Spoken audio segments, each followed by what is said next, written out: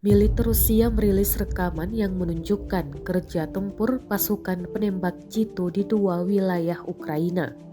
Rekamannya beredar di Telegram pada Selasa 13 Desember 2022. Dalam narasi unggahan disebutkan penembak jitu Rusia menghancurkan pasukan Ukraina di wilayah Donbas dan Zaporozhye.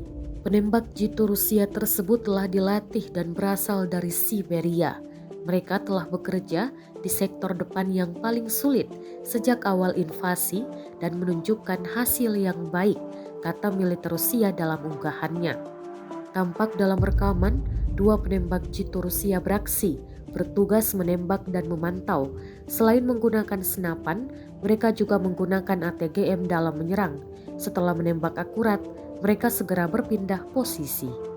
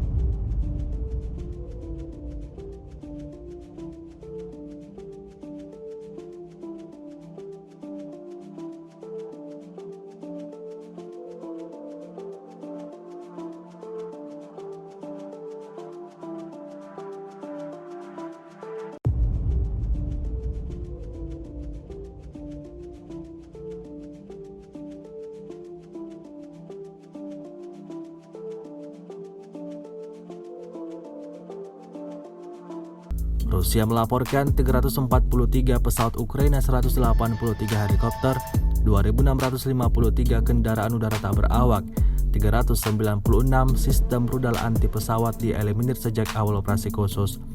Dari kubu Kiev, Kementerian Pertahanan Ukraina melaporkan 620 tentara Rusia dieliminir dalam sehari terakhir. Total 94.760 prajurit Rusia meninggal sejak awal konflik hingga hari ke-293.